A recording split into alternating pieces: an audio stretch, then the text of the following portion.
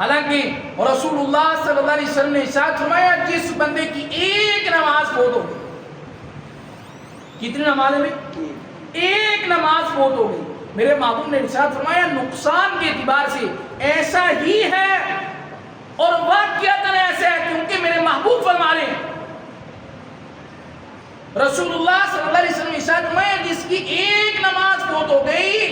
لوگوں کان کھول کر سن لو، نقصان کے اعتبار سے ایسا ہی ہے جیسے اس کے گھر کا سب کچھ، مال و دولت، گھر بار، بیوی بچے سب کچھ تباہ ہو گیا، وہ اکیلا تنے تنہا جو ہے وہ باقی رہ گیا۔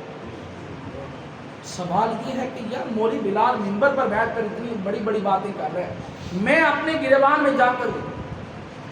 آپ میں سے ہر بندہ اپنے گریبان میں جا کر دیکھیں،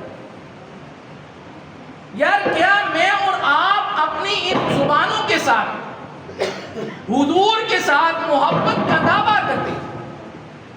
حضور کے ساتھ عشق کا دعویٰ کرتے ہیں،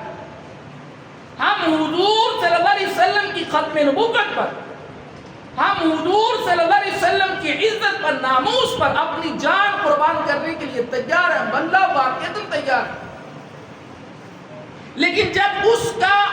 عملی طور پر ثبوت دینے کی باری آتی ہے ہم پیچھے ہوتے ہیں۔ میرے محبوب نے ارشاد فرمایا لوگوں یہ نماز میری آنکھوں کی ٹھنڈک ہے، اور میں اپنے ذوق کے اندر کہا کرتا ہوں خدارا جو 5 وقت کی نماز پڑھتا ہے وہ یہ تصور کیا کرے، وہ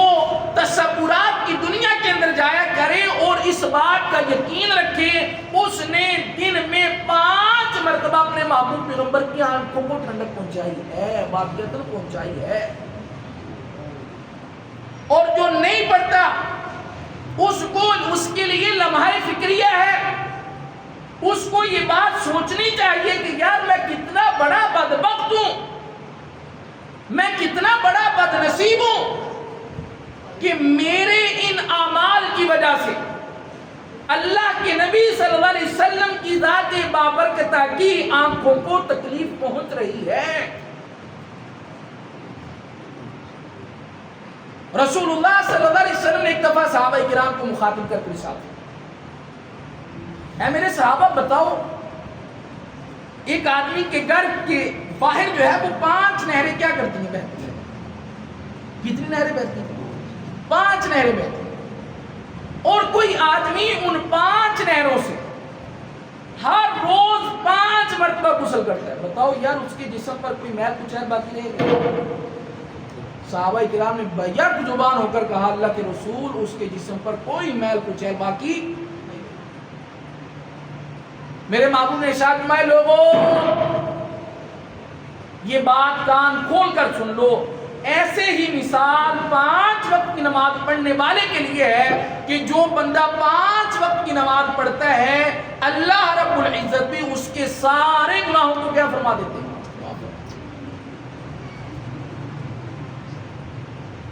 ایک روایت میں رسول اللہ صلی اللہ علیہ وسلم نے ارشاد فرمایا جو بندہ 5 وقت کی نماز باجماعت ادا کرتا ہے،